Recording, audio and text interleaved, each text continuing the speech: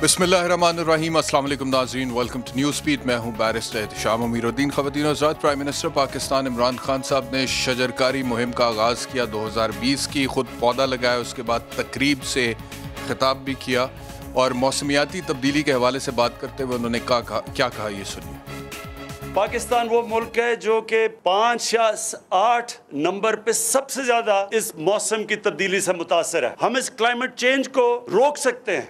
इस साल 1.5 million ton गंदम कम हुई है क्योंकि बारिशें उस वक्त पे हो गई जो अमूमन होती नहीं है, और ये मौसम की तब्दीली की वजह से। ये जो हमने अपने मुल्क की तबाही की है, अपने जंगलात खत्म करके, अपने दरख्त काट के, उसका ये नुकसान है। ये गर्मी बढ़ती रही, ये ग्लेशियर पिघलते रहे, दरियाओं में कम पानी जाएगा और इसका नतीजा आगे हमारे कई इलाके रेगिस्तान बन जाएंगे, यहाँ भूख और इफलास होगा।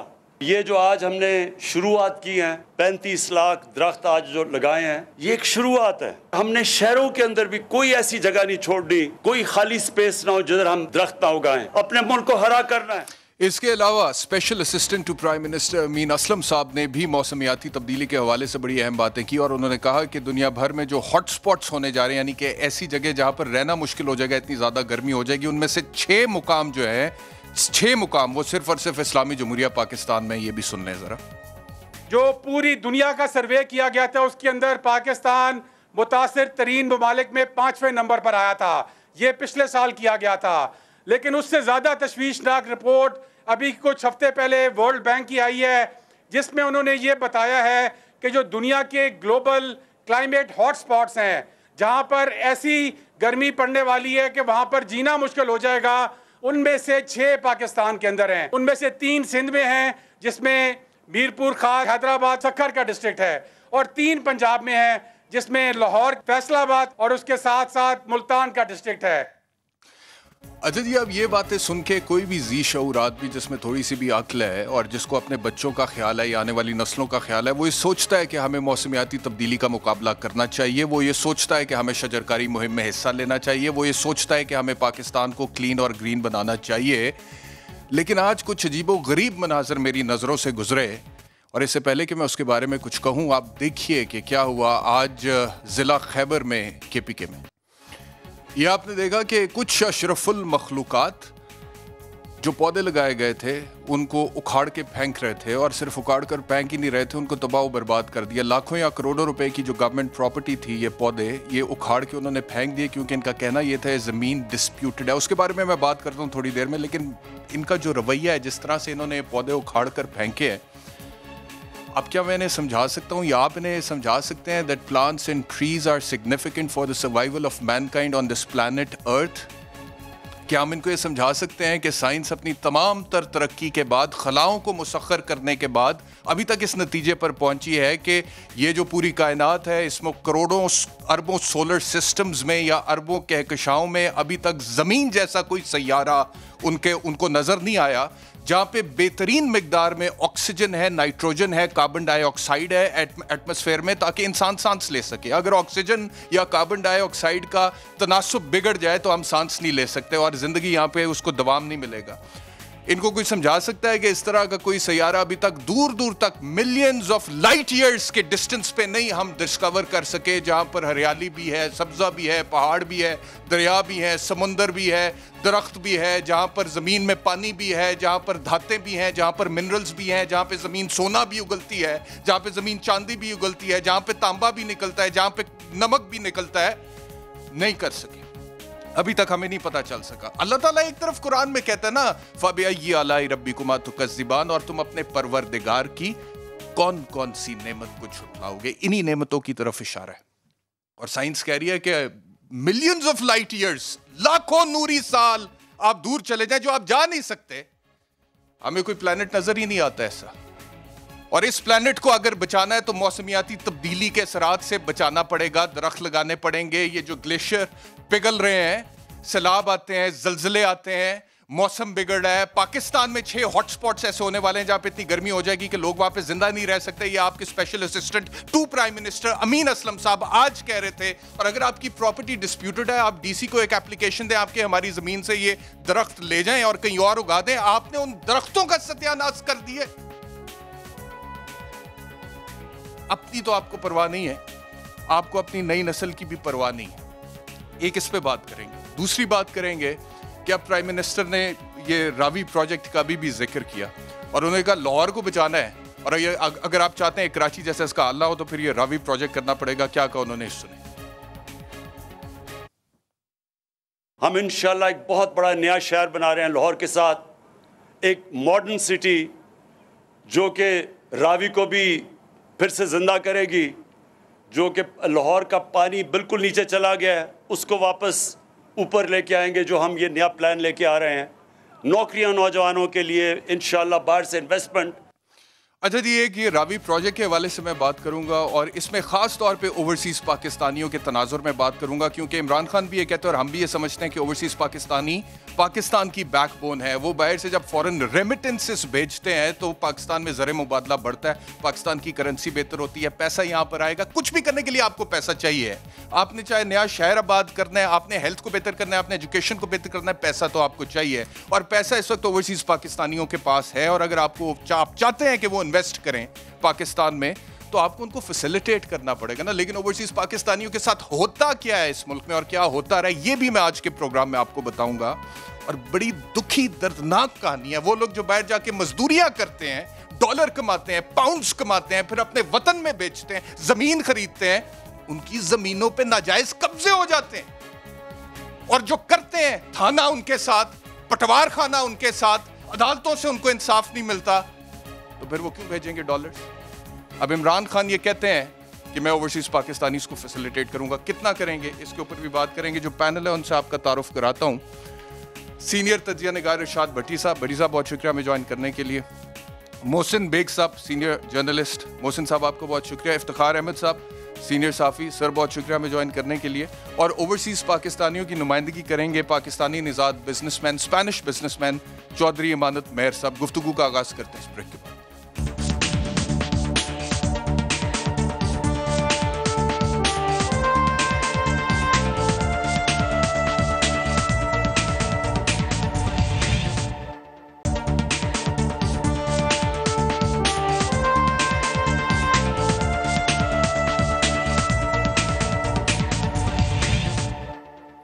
Welcome back to News Beat. गुफ्तगू का आगाज़ करते हैं इफ्तिखार अहमद साहब आपसे।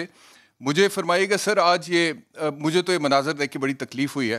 अगर प्रॉपर्टी डिस्प्यूटेड भी थी तो उसके बावजूद मैं समझता हूँ कि इंतज़ामिया को एक दरख्वास्त दी जा सकती है। और इंतज़ामिया की भी गलती है ना कि अगर प्रॉपर्टी डिस्प्यूटेड है आप वहाँ पर शजरकारी ना करें, उसका भी हिसाब होना चाहिए। लेकिन अगर हो गई तो गवर्नमेंट प्रॉपर्टी को आपने डैमेज कर दिया, दरख्त जो है आपने उखाड़ के फेंके, और सिर्फ फेंके नहीं आपने तबाह कर दिए, तो ये सिस्टम पर अदम एतमाद है। यानी कि एक आदमी को पता है कि मेरी जमीन पर अगर गलत किसी ने एक पौधा भी लगा दिया है, मैं सिस्टम के थ्रू जाकर इंसाफ नहीं ले सकता, और अगर लूंगा तो मुझे कई साल लग जाएंगे। तो इस वजह से वो खुद ही पौधे उखाड़ के, और वो कहते हैं जी दो पार्टियां थी, एक पार्टी ने कंसेंट दिया, दूसरी ने नहीं दिया। तो दूसरी जो पार्टी थी, ये जो फुटेज मैंने इफ्तिखार साहब दिखाई है, इसमें सैकड़ों लोग पौधे उखाड़ रहे हैं। ये सारे तो मालिक नहीं थे ना, यानी कि 1, 2, 3 या 10 मालिक होंगे, बाकी तो सब वो लेकर आए थे। तो ये जो गुंडागर्दी करेगा वो इंसाफ खुद ही लेगा इस मुल्क में। इफ्तिखार साहब, आपका शुक्रिया कि आपने एक बड़े अहम मसले को ज़ेर बहस लाया, इसलिए कि इस मिनिस्टर आप इस पर बात कर रहे हैं। वरना पाकिस्तान में दरख्त लगाने की बात करना मजाक समझी जाती थी और उस आदमी का ठट्ठा उड़ाया जाता था जो कहता था कि प्लांट ए ट्री और सेफ दिस क्लाइमेट, उसका मजाक उड़ाते थे। एक बहुत दूर दराज इलाके की फोटो दिखाई है। मैं आपको दावा देता हूँ कि लाहौर शहर में आप दरख्त लगवा के मुझे दिखाएं दुकानों के सामने, जो स्टेट लैंड है, सरकार की ज़मीन होती है, बिल्डिंग और बिल्डिंग के दरमियान जो रोड है वो सरकार की ज़मीन है। आप मुझे दिखाएं जो रास्ता बचा हुआ है, दुकानों के आगे दरख्त लगा के दिखाएं, उनका कुछ भी नहीं कोई बिगाड़ सकता। एक मजिस्ट्रेट है, वो भी कहता है कि जनाब मैं क्या करूं, मैं इतने मुकदमा सुनता हूं, ये क्या आप दरख्तों का मुकदमा मेरे पास भेज देते हैं।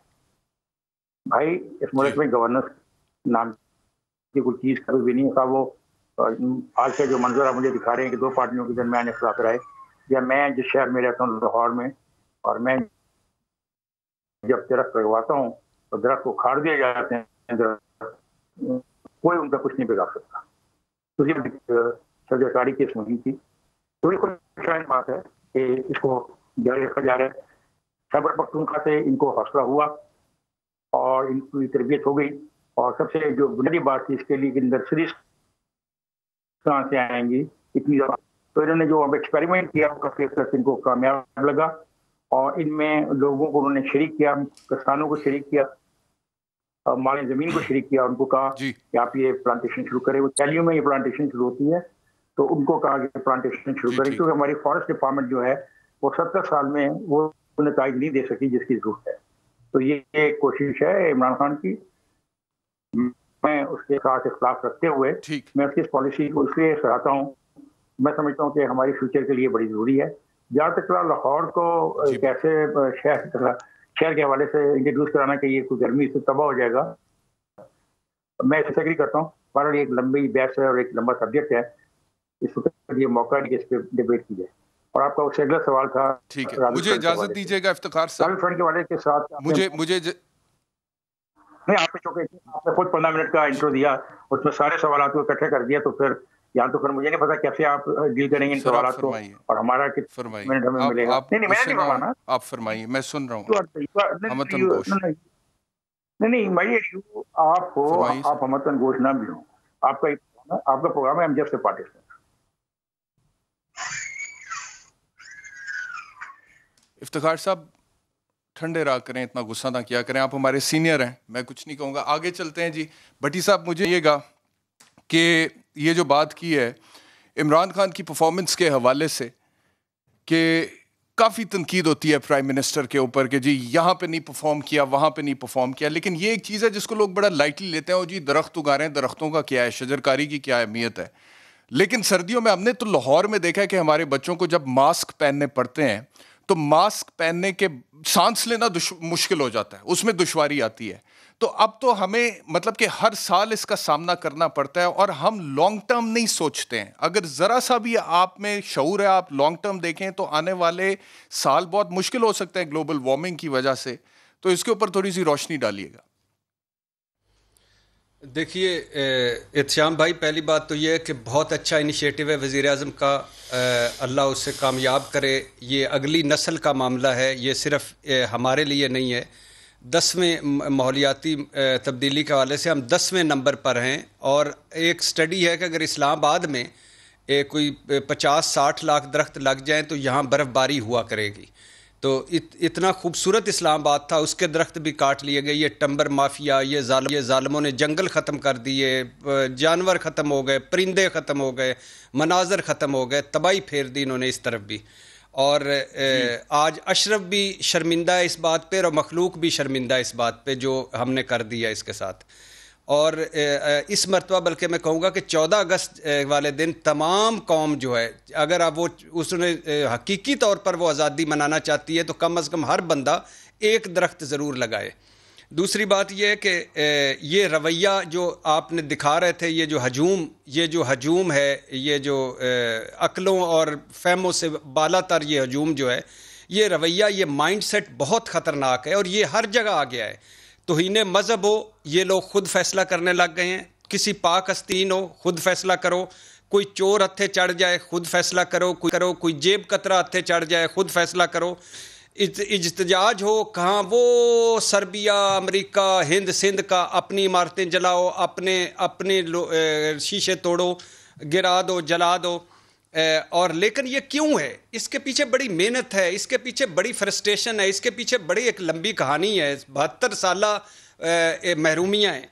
जब हुकूमती रिट ना हो, जब हुकूमत और हुकूमती इदारों का डर खौफ ना हो, जब कानून का खौफ ना हो, कानून पर अमल दरामद ना हो, जब थाने कचहरी से इंसाफ ना मिलता हो, जब निज़ाम ऐसा बदबूदार और फरसूदा हो कि साहिब हैसियत के लिए और, ताकतवर के लिए और गरीब के लिए और हो, तो ये इसी तरह हजूम फिर बनते हैं और इसी तरह फैसले करते हैं। और याद रखें, ये आज जो दरख्त उखाड़ रहे थे, अगर इस बदबूदार निज़ाम को ना बदला रसूलुल्लाह सल्लल्लाहु अलैहि वसल्लम की हदीस है कि पिछली कौमें इसलिए तबाह हुई कि बड़े छूट जाया करते थे, गरीबों को पकड़ लिया करते थे।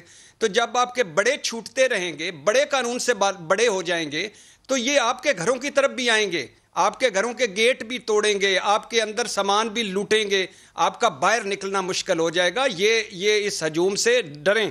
जब बड़े कानून से बड़े हों, जब आप अंदाज़ा करें, जब एक मेरा बड़ा कह रहा हो कि अगर मेरे असासे ज़राए आमदन से ज़्यादा है तो तुम्हें क्या, जब एक मेरा बड़ा कह रहा हो कि फ़लाँ इदारे और फ़लाँ बंदे की क्या मजाल के मुझे हाथ लगाए, जब हम कोर्टों पर, अदालतों पर हमले हों, जब जज साहबान के नाम ले लेकर उन पर हमले किए जाएं, पुलिस को थप्पड़ मारे जाएं, अवामी अदालतें घर लगाई जाएं और कानून पर अमल दरामद ना हो, तो ये होगा।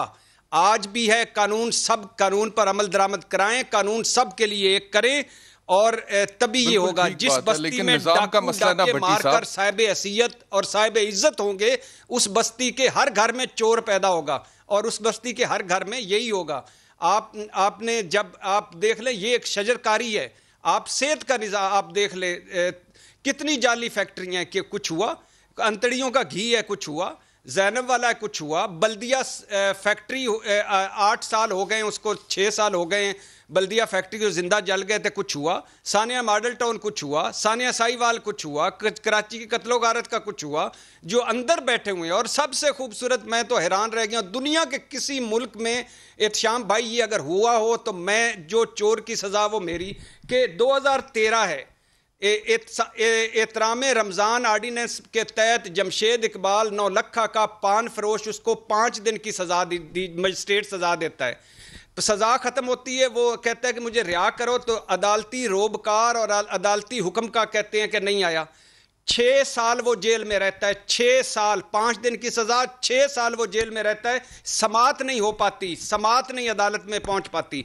और 6 साल बाद जब वो मजिस्ट्रेट उसका केस देखता है, माफ़ी मांगता है और फिर उसे बताता है कि जिस दफ़ा के तहत तुम्हें सज़ा हुई थी वो दफ़ा तो एहतराम रमज़ान ऑर्डिनेंस में है ही नहीं।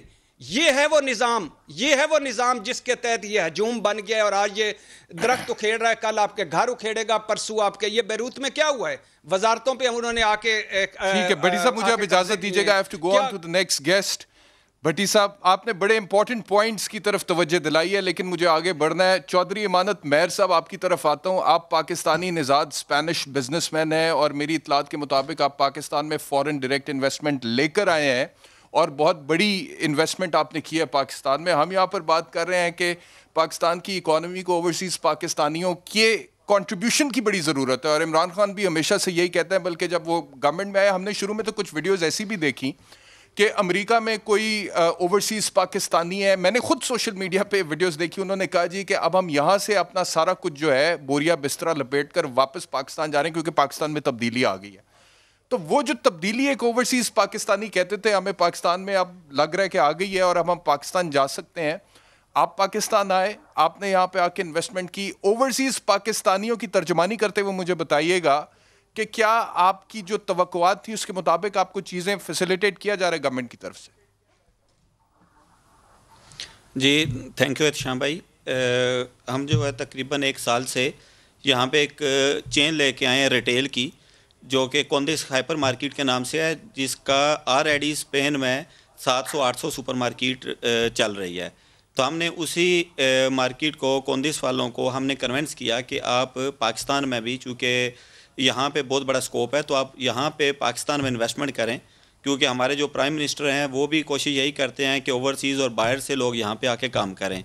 तो हमने आज से तकरीबन 10 महीने पहले, 1 साल हो गया तकरीबन, तो उसमें हमने जब इन्वेस्टमेंट स्टार्ट की तो सबसे पहला तो झटका ही हमें लग गया कि आप जो है वो कंपनी बनाएं और यहाँ पे कंपनी पे आपके 3 से 4 महीने कंपनी बनाने में, और इन्वेस्टमेंट जो है वो हमारी रिटेल की, यानी कि हम जो है बिलियंस में इन्वेस्टमेंट यहाँ पे करने के लिए आए हैं और ऑलरेडी ही यहाँ पे हमने स्टार्ट किया हुआ है। तो यहाँ पे चूँकि हमारे अगर ओवरसीज़ को देखा जाए तो ओवरसीज़ जो है पीटीआई को या इस हुकूमत को वो अपनी तर्जमानी समझते हैं, वो ये समझते हैं कि ये हुकूमत जो है वो हमेशा से, हम ओवरसीज़ इस गवर्नमेंट की तरफ देखते आए हैं कि हमारे ओवरसीज़ के लिए कुछ करेंगे, लेकिन बदकिस्मती से जो चीज़ें हम तवक्को कर रहे हैं, अभी तक ओवरसीज़ के लिए वो प्लेटफार्म नहीं बना हुआ जिस पे ओवरसीज़ को ये एतमाद बहाल हो या ये कॉन्फिडेंस हो या सिक्योरिटी हो कि अगर हम पाकिस्तान में जाके इन्वेस्टमेंट करेंगे तो हमें वहाँ पे जाके कुछ फैसिलिटी मिलेंगी या कोई सिक्योरिटी मिलेगी,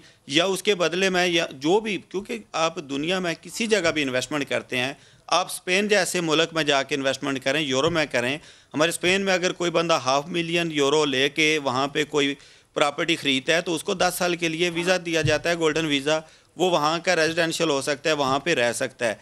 तो जब कि हम पाकिस्तानी हैं, हमने मेहनत की, हम बाहर गए और वहाँ से ही वापस अपनी जो है वो जो अर्न किया, तो हम पाकिस्तान में इन्वेस्टमेंट करना चाह रहे हैं, लेकिन यहाँ पे कोई भी आपको इदारा वो नहीं मिलेगा जो ओवरसीज़ को सपोर्ट करे या ओवरसीज़ की बात सुने या ओवरसीज़ के जो भी मसाइल हैं उनको हल करे। मुझे ये बताइएगा अमानत साहब, मुझे बताइएगा, हम सुन रहे थे गवर्नमेंट की तरफ से कि जी हम एक वन विंडो ऑपरेशन लेकर आएंगे जिसमें जितने भी ओवरसीज इन्वेस्टर्स हैं उनको आसानी हो जाएगी, उन्हें हर डिपार्टमेंट में मुख्तलिफ महकमों में नहीं जाना पड़ेगा परमिशंस लेने के लिए, और उनके लिए आसानियां पैदा करेंगे।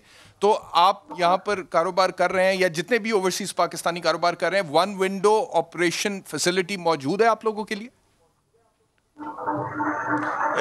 नहीं भाई, बिल्कुल नहीं है, बल्कि यहाँ पे यही सबसे बड़ा अलमिया भी हमारा यही है कि हमारा स्टेट बैंक एक साइड पे है, FPR को देखें तो वो अलग है, कस्टम जो है वो अलग है, SECP का अदारा वो अलग है, क्योंकि इन सब को इकट्ठा करके ओवरसीज़ की जो यही डिमांड है कि इनको बेशक आप एक जो है प्राइम मिनिस्टर हाउस में कोई एक शोबा बना दें ओवरसीज़ के लिए जहाँ पे वन विंडो सोल्यूशन मिले, क्योंकि अब जब हमने स्टार्ट किया यहाँ पे अक्टूबर में, जब बल्कि अगस्त में हम यहाँ पे आए, आपने जुल्फी बुखारी साहब से मिलने की कोशिश की इस हवाले से, आप कह रहे हैं कि वन विंडो ऑपरेशन की फैसिलिटी मौजूद नहीं ओवरसीज पाकिस्तानियों के लिए?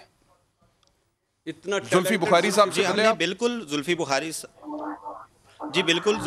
साहब से हमने मीटिंग की, हम अपनी पूरी टीम को लेके गए, हम जो है गवर्नर पंजाब को भी मिले, हम हुकूमत के जहाँ तक भी अप्रोच थी हमने सबको बताया और अपनी फिजिबिलिटी भी बताई कि हमारे जो है ये पाकिस्तान में जो चेन है, ये हमारी सुपरमार्केट की कोंदेस हाइपर मार्केट से उसके ऊपर हम जो है वो पाकिस्तान में कम से कम 300-400 स्टोर बनाना चाहते हैं, और जो हमारी कोंदेस है वो हमारे स्पेनिश ब्रांड 300-400 कंपनी और हम मिल के यहाँ पे करना चाह रहे हैं।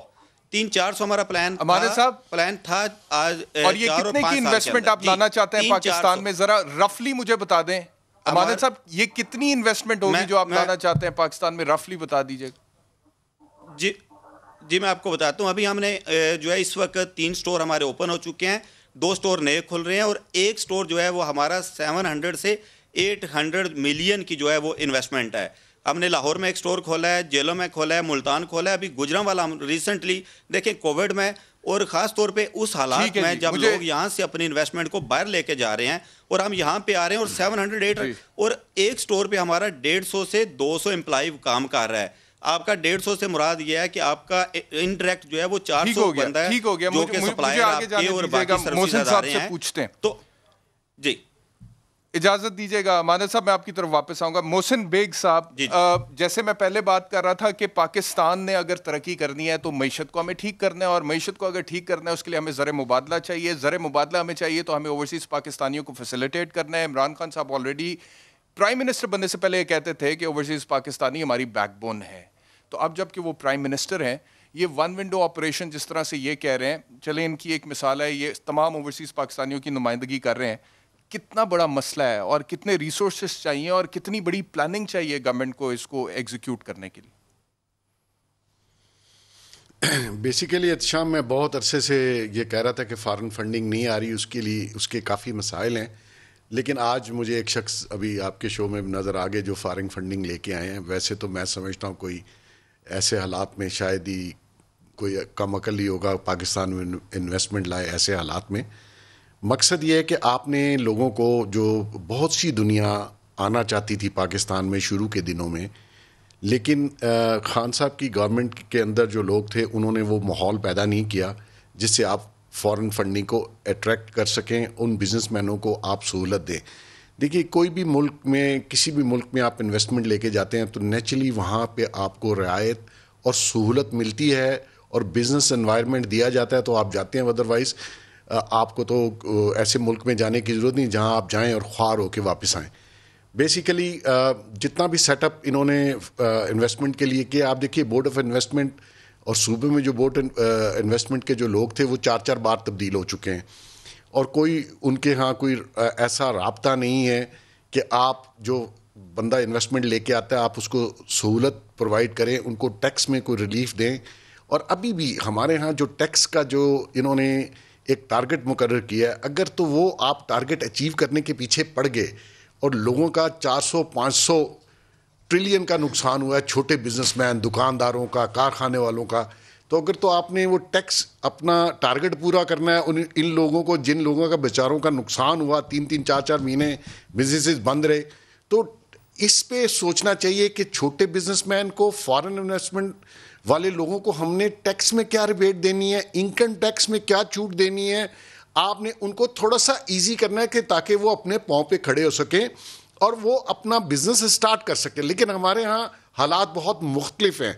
यहाँ ये समझते हैं कि जो बाहर से आए उसको पहले या तो व्हीलिंग डीलिंग में डाल दो कि मुझे क्या मिलेगा, आप कमीशन क्या देंगे। फिर हमारे जो लोगों का रवैया है वो बाहर से लोगों को, आने वालों को वेलकम नहीं करते। ये जो साहब बता रहे थे अभी हाइपर मार्केट या सुपर स्टोर्स खुलने, नेचुरली लोकल लोग भी समझते हैं कि हमारे मुकाबले पे ये लोग आगे, लेकिन आपने ओवरऑल एनवायरनमेंट जो देना था वो आपने नहीं दिया। इसलिए बहुत से लोग, देखिए यहाँ मस्टबिशी कंपनी आना चाहती थी, वापस चली गई धक्के खा खा के। सऊदी अरब ने कहा रिफाइनरी लगाता हूँ, 1 इंच उस पे पॉलिसी नहीं बनी। आपको कतर वालों ने कहा जी गाड़ियां बनाने वाली कंपनी टैरिफ मुकर्रर कर दें, वो एनर्जी में आज दिन तक टैरिफ पॉलिसी नहीं बनी। मकसद ये है कि ये सम रीजन खान साहब की गवर्नमेंट में कुछ लोग ऐसे हैं जो डेलिब्रेटली ये चाहते हैं कि इनकी गवर्नमेंट भी फेल हो, जो कि होती हुई नजर आ रही है, और वो चाहते हैं ये कौन से लोग हैं मुझे आज बता दें, ये कौन लोग हैं जो चाहते हैं कि खान साहब की गवर्नमेंट फेल हो और खान साहब के साथ बैठे हुए और खान साहब को पता ही नहीं चलता? मोहसिन साहब, ये कौन लोग हैं? 2 साल गुजर गए एहतशाम, जो पॉलिसीज बनानी थी, टैरिफ था, इसमें एनर्जी पॉलिसीज थी, आपने जो इन्वेस्टर्स को बुलाना था, रोड शो करने थे, वो कहाँ गए? वो जो सारे प्लान खान साहब बताते थे, देखें ओवरसीज लोग खान साहब को इसलिए अच्छे लग रहे थे कि वो पीटीआई को फंड करते थे। अब प्रैक्टिकली आप गवर्नमेंट में आ गए हैं तो आपको उन ओवरसीज पाकिस्तानियों को इनकरेज करके सहूलत दे के इस मुल्क में इन्वेस्टमेंट लानी चाहिए थी, बजाय इसके कि आप वही समझ रहे हैं कि वो चंदा दे देते तो बहुत अच्छे थे। अब अगर वो बिजनेस करने के लिए आ रहे हैं तो उनको वेलकम कीजिए, उनको टैक्स में 10 साल 15 साल की रिलीफ देंगे। अगर फॉरेन फंडिंग लाओगे तो 10 साल आपके ऊपर टैक्स नहीं लगेगा। यहाँ तो पहले दिन से ही लूट मार शुरू है और पॉलिसी कोई नहीं बनाई आपने। यही फेडरल का जो बोर्ड ऑफ इन्वेस्टमेंट है, रजाक दाऊद साहब के नीचे 3 तो बंदे आपने यहाँ चेंज कर दिए और आज तक कोई पॉलिसी नहीं दी, किसी सेक्टर में पॉलिसी नहीं है।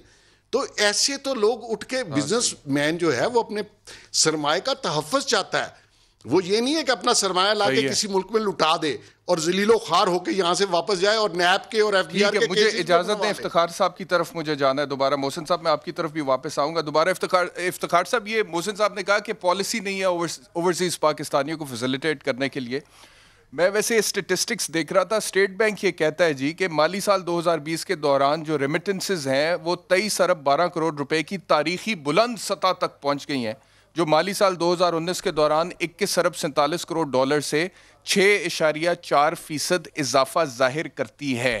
स्टेट बैंक हमें ये कह रहा है कि जी हम तो तारीखी तौर पे अब रेमिटेंसेज आ रही हैं पाकिस्तान में। तो आप क्या कहेंगे इस हवाले से? आप मुत्तफिक हैं कि बेहतर हो रहे हैं हालात ओवरसीज पाकिस्तानी और फॉरेन डायरेक्ट इन्वेस्टमेंट के लिए पाकिस्तान? मैं अमानत की बात से इत्तेफाक करता हूँ और जो उसमें इजाफा किया मोहसिन बेग साहब ने, मैं उससे इजाफा करता हूँ।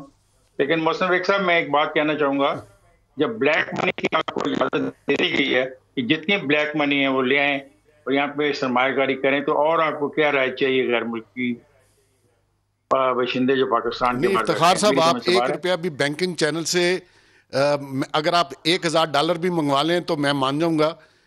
वो चैनल जिन्होंने बंद कर दिए हैं, मैं तो रोज़ इससे भुगत रहा हूं, क्योंकि हमारी जो न्यूज एजेंसी की पेमेंट्स आती हैं $300, $500, $1200, रोज मुझे पूछते हैं जी किस चीज के पैसे हैं। भाई $1200 की मनी लॉन्ड्रिंग नहीं होती, $300 की मनी लॉन्ड्रिंग नहीं होती। मुझे बात कह रहे थे ना, आपने तो क्या ली, तो मेरे पास तो पहले भी टाइम थोड़ा सा ही होगा। बात यह है कि मैं आपकी माफी चाहता हूँ सर, और मैंने माफ कर दिया। और मैं अमानत साहब की बात से बिल्कुल इत्तेफाक करता हूँ, लेकिन हमने ब्लैक मार्केट का पैसा लाने की आपको खुली इजाजत दे दी और प्राइम मिनिस्टर ने ये लफ्ज इस्तेमाल भी किया। नॉर्मली प्राइम मिनिस्टर को ऐसा नहीं कहना चाहिए था, पर उन्होंने कहा है, उनका एक मौक़िफ़ है। अब एक सवाल और इसमें था कि गैर मुल्की रेमिटेंस आ रही हैं जनाब, वो आती हैं और वो देहातों में जाती हैं, जो लोग बच्चे काम कर रहे हैं, जो लोग बाहर काम कर रहे हैं, वो अपने ख़ानदानों को भेजते हैं, फैमिलीज़ को भेजते हैं, कोई सरमायाकारी नहीं हो रही। उससे पाकिस्तान में कोई कारखाने नहीं लग रहे किसी सतह पे भी, किसी गांव में, किसी तहसील में, किसी डिस्ट्रिक्ट में कोई नए कारखाने इमर्ज होते नहीं आए। और काश हम 1972 और 73 से फैसला कर लेते कि जो गैर मुल्की लोग गए हैं पाकिस्तान से पैसा कमा रहे हैं, उसका एक खास परसेंटेज हम इस बात के लिए मुख्तस कर देते कि ये सिर्फ और सिर्फ सरमायाकारी की शक्ल में लगेगा, जो होगी खा किसी भी सेक्टर में होती। लेकिन अफसोस की बात, हमारे देहातों में अच्छे मकान बन गए, औरतों के पास बहुत सोना आ गया, उनका स्टाइल ऑफ लिविंग चेंज हो गया, देहातों में बेहतरीन शादी हॉल बन गए, उनकी मैरिजेस के लिए हेलीकॉप्टर किराए पे लिए जाते हैं, ऊपर से फूल बरसाए जाएं, कोई आदमी हाथियों पर अपनी बातें लेके जा रहा है। इन मकसद के लिए तो पैसे आते हैं और खर्च होते हैं, लेकिन किसी अच्छे मकसद के लिए, उस सरमायाकारी के लिए नहीं इस्तेमाल किए गए कि मजीद जॉब अपॉर्चुनिटी पैदा होती। मुझे सिर्फ इतना कहना है ना, आई एम श्योर कि भाई लोग बड़े मुतासर हैं इमरान खान से, कुछ ना कुछ तो होगा।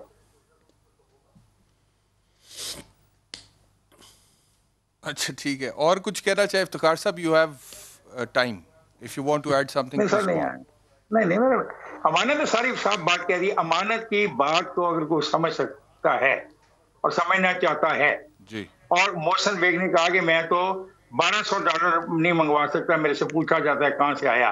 तो ये जो दावतें देते फिरते हैं कि आप जितना पैसा है ब्लैक मनी का ले आओ, वो कौन लोग हैं जिनको ये गारंटियां दी जा रही हैं? उनको भी तो एक्सपोज करें ना यार। ऐसे तो नहीं है ये फ्रंट बन जाएगा, ये अपने आपकी हाउसिंग स्कीमें बन के मर्ज होके आ जाएंगी। कौन लाएगा पैसा अगर उसने इन सारी चीजों का जवाब देना है? जो अमानत ने जो सवाल खड़े किए हैं वो बड़े बेसिक सवाल हैं। अगर इन तमाम डिपार्टमेंट्स को बाद में जवाब देना है तो कोई सरमायाकारी करेगा? सरमायाकारी तो तभी होगी ना कि अगर ब्लैक मनी आएगी और साथ में जो आदमी ब्लैक मनी लेके आएगा और भी रियायतें मांगेगा ना, उसको गारंटी दी जाएगी। वो लोग कौन है? वो कौन सा मखसूस तबका है जिसके माली मफादात को लुक आफ्टर करने के लिए कुछ लोग इमरान खान के साथ इर्द गिर्द बैठे हैं? ये एक बेसिक सवाल है। और मोहसिन ने भी कहा कि पिछले आप देख लें कि किस तरीके से तब्दीलियां हो रही हैं पूरे के पूरे जो आपका माशी सिस्टम है, इसको चलाने वाले जो महकमे हैं, उनमें कोई आदमी टिक के नहीं बिठाया जा रहा। ये बातें बड़ी इंपॉर्टेंट हैं। ये लंबी डिबेट चाहती है, मुल्क की डिबेट, लेकिन इस पर डिबेट होगी नहीं, क्योंकि इस पर डिबेट करने का मतलब है कि आप माजी के हुक्मरानों की मदद कर रहे हैं और आप उनको सहारा दे रहे हैं, इसलिए डिबेट नहीं हो सकती। ठीक है, बड़ी साहब मुझे फरमाइएगा कि ये जितनी भी गुफ्तगू हो रही है, ये अमानत साहब अभी थोड़ी देर पहले कह रहे थे कि हम, अमानत साहब कितने 100 आपने कहा कि आप खोलना चाहते हैं सुपर स्टोर्स यहाँ पे पाकिस्तान में? हमारे एहशाम भाई, हमारा प्लान था कि 4 साल में हम 400 स्टोर बनाएंगे। और जब हमने 2016 और 17 में अपने बिज़नेस की फिजिबिलिटी बनाई, और उस वक्त गवर्नमेंट का जो सेल टैक्स भी था उस वक्त 7% था, जो कि बाद में बढ़ा के 14% कर दिया गया। और उस 14% में से अभी इस हुकूमत ने उसको दोबारा 13 पे किया है। और हम चाहते हैं कि और जो है उसमें रिलीफ दिया जाए, क्योंकि रिटेल के बिजनेस में आपको इतना ज़्यादा प्रॉफिट नहीं होता। हम तो MRP से भी जो नीचे रख के प्राइस सेल कर रहे होते हैं। कि तकरीबन 400 के करीब स्टोर्स आप पाकिस्तान में लेकर आए, और एक स्टोर के ऊपर जो इन्वेस्टमेंट आप लेकर आएंगे वो 700 से 800 मिलियन पाकिस्तानी रुपीस आपने बताया। जी बिल्कुल। और जैसे अभी इफ्तिखार साहब बात कर रहे थे, जरा करोड़ों में बता दें मेरे व्यूअर्स के लिए, कितने बनते हैं 700 हमारी 800 मिलियन? इन्वेस्टी बड़ी साहब कितने यानी कि ये बनता है 70-80 करोड़ बनेगा। 70-80 करोड़। अच्छा बड़ी साहब, अब ये तो बहुत बड़ी इन्वेस्टमेंट की बात कर रहे हैं। एक स्टोर के लिए 70-80 करोड़ और 400 स्टोर ये लाना चाहते हैं पाकिस्तान में। मैं एक छोटी सी स्टोरी आपसे शेयर करता हूँ और उसके बाद आपका कमेंट उस पर चाहूँगा। कुछ अर्सा पहले मुझे एक खातून मिली और उन्होंने कहा जी मेरे जो हस्बैंड हैं वो ओवरसीज़ पाकिस्तानी हैं, वो अमेरिका से शिकागो से यहाँ पे वापस आए और उन्होंने कुछ प्रॉपर्टी यहाँ पे ख़रीदी वज़ीराबाद के करीब।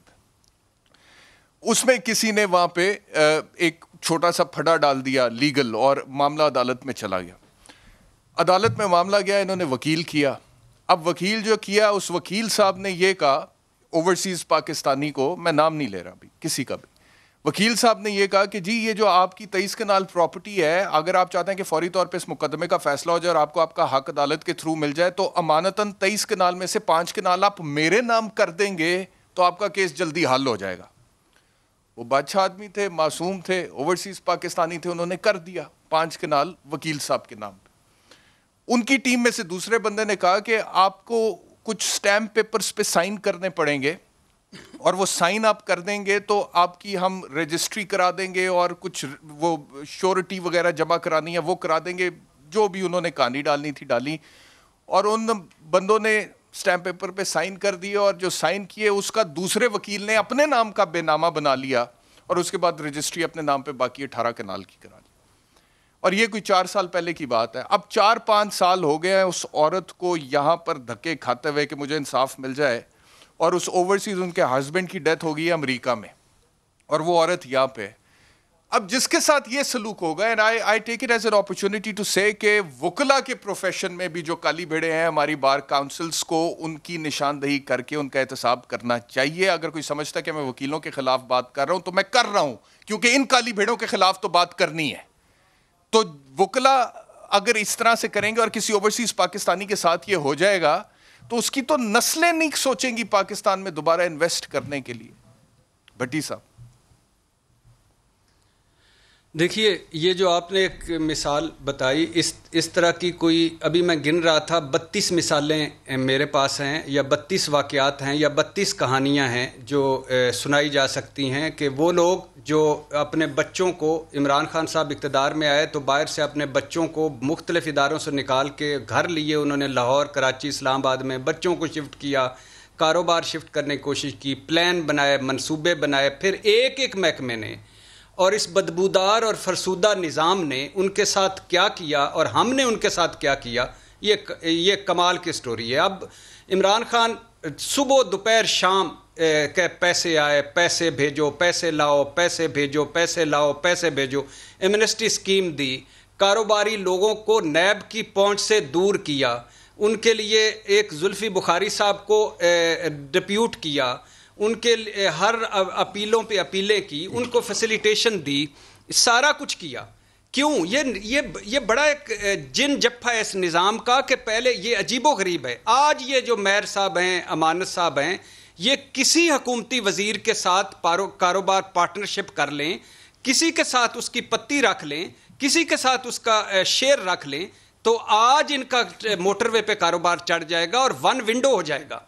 ये निज़ाम बड़ा मुश्किल से पहले थे, जरदारी साहब थे, उनके चहेते थे, सारे थे, अपने कारोबार अपने चहेते, नवाज शरीफ साहब थे, अपने कारोबार अपने चहेते। आज देख ले रज़ाक दाऊद साहब, उनका वो कारोबारी हैं, उनका अपना कारोबार है, अपने कारोबार चल रहे हैं और वो हुकूमत में हैं। नदीम बाबर साहब देख लें, जो शोबा वो देखते हैं उस शोबे में उनकी इन्वेस्टमेंट है। ज़फ़र मिर्ज़ा साहब देख लें, जो अब गए, उनकी दवाइयों में उनका सारा कुछ, वो जो सारा सामने आ चुका है, वो क्या कर गए। जुल्फ़ी बुखारी साहब देख लीजिए, उनके कारोबार देख लें, उनकी एक्टिविटीज़ देख लें, उनके जो परफॉर्मेंस देख लें, आपके सामने। तंबाकू वाला माफिया आप हुकूमत में बैठा हुआ है, एजुकेशन प्राइवेट वाला माफिया हुकूमत में बैठा हुआ है, चीनी वाले लोग हुकूमत में बैठे हुए हैं, निजी बिजली घर डाकों वाले लोग हुकूमत में बैठे हुए हैं, आटा गंदम वाले माफिया हुकूमत में बैठे हुए हैं, दवाइयों वाले हुकूमत में बैठे हुए हैं।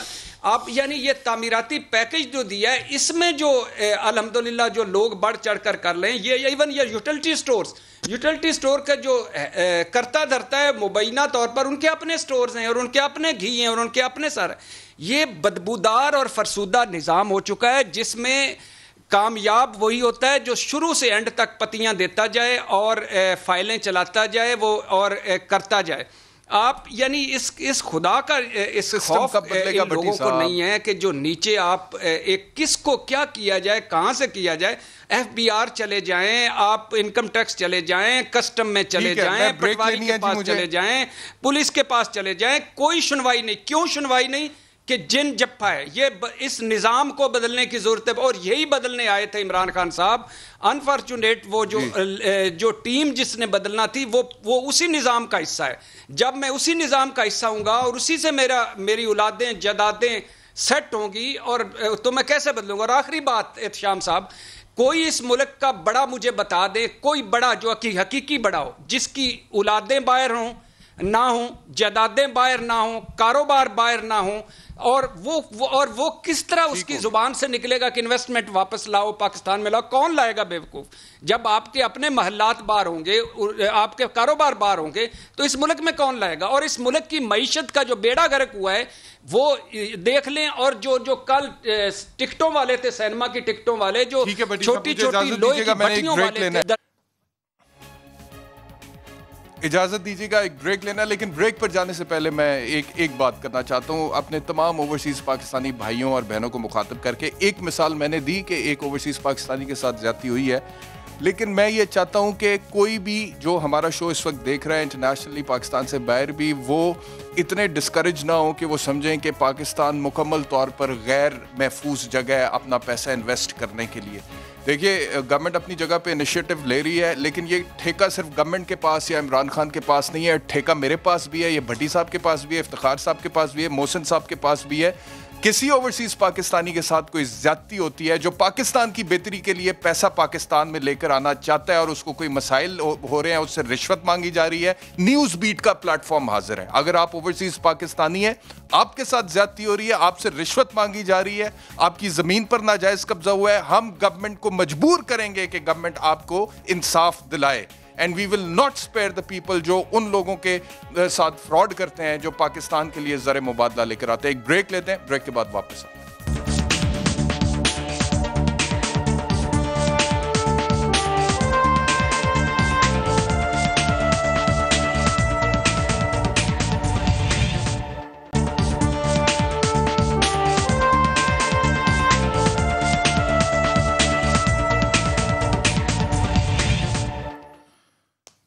Welcome back to News Speed. अच्छा जी, गुफ्तगू को आगे लेके चलते हैं। मोहसिन बेग साहब आपकी तरफ आ रहा हूँ। मुझे फरमाइएगा मोहसिन साहब कि ये भट्टी साहब बात कर रहे थे कि पतियाँ चलती हैं पाकिस्तान में। अगर कोई बंदा जिसने इन्वेस्ट करना है उसके काम में रोड़े अटकाए जाते हैं, और अगर वो पतियाँ देना शुरू कर दे या किसी को पार्टनर बना ले, किसी बासर शख्सियत को, तो उसके बाद उसके काम खुद ब खुद ही होना शुरू हो जाते हैं। तो फिर निज़ाम तो तब्दील अभी तक नहीं हो सका पाकिस्तान तहरीक इंसाफ के दौर में। एक ये बात।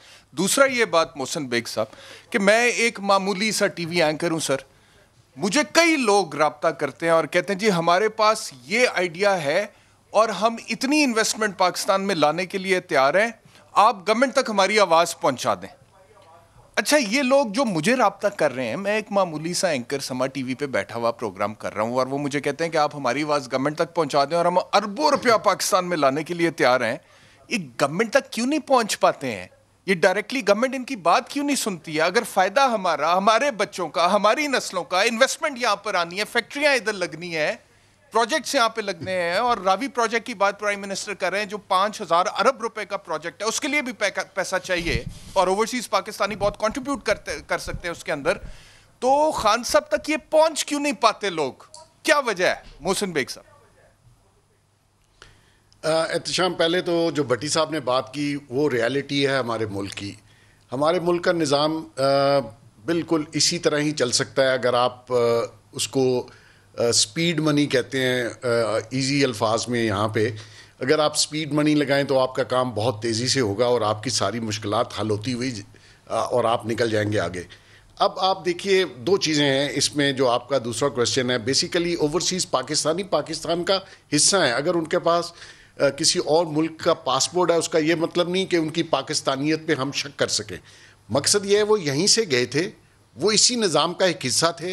अगर वो 20 साल वहाँ रहे तो वो बहुत सोफिस्टिकेटेड होगी, लेकिन उनको इस निज़ाम को समझना चाहिए और ये सारी चीज़ें जहन में रख के वो पाकिस्तान में वापस आएँ।